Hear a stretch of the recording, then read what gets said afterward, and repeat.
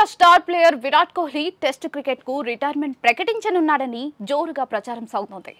Test cricket నుంచి retire అవ్వాలని అనుకుంటున్నట్లుగా బీసీసీఐకి కోహ్లీ లేఖ రాశాడన్న వార్త కలకలం రేపుతోంది.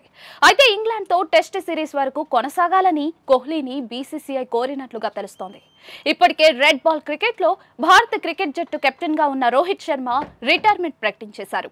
ఇప్పుడు కోహ్లీ కూడా టెస్ట్ల నుంచి తప్పుకుంటే అది టీమిండియాకు గట్టి ఎదురు దెబ్బ అవుతుంది.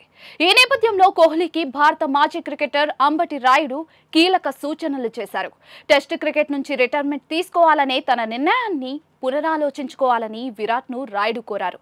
విరాట్ కోహ్లీ, దయచేసి రిటైర్ అవ్వద్దు. భారత జట్టుకు మీ అవసరం ఇప్పుడు చాలా ఉంది. ప్రస్తుతం మీలో ఆడే సత్తా ఇంకా ఉంది. ఇప్పటికీ చాలా ఫిట్ గా కనిపిస్తూ ఉన్నారు.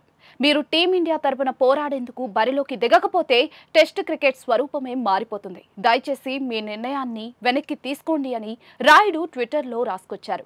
అయితే టెస్టుల్లో ఇంగ్లాండ్ గడ్డపై మాత్రం కోహ్లీకి మంచి రికార్డు లేదు.